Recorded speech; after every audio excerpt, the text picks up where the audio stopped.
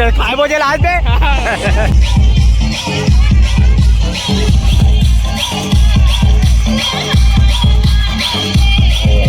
ते नहीं हो दौलत नहीं हो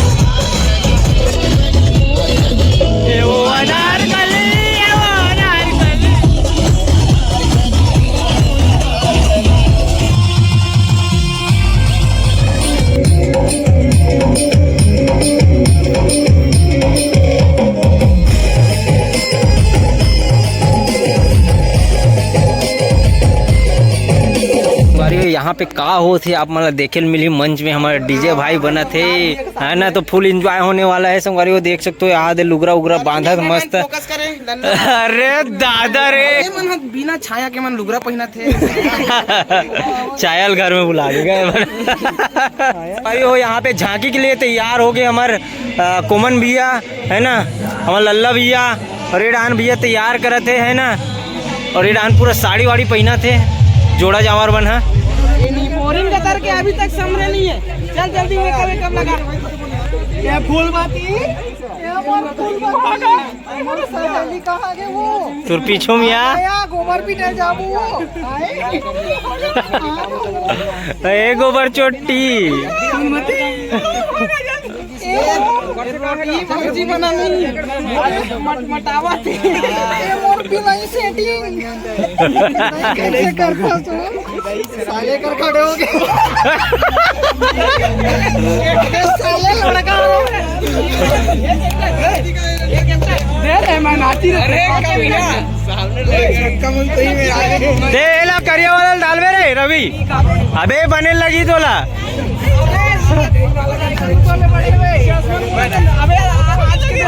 कैसे लगा दूल्हा डौका बन के मोय मोय मोय मोय तोला का बोलता तेरे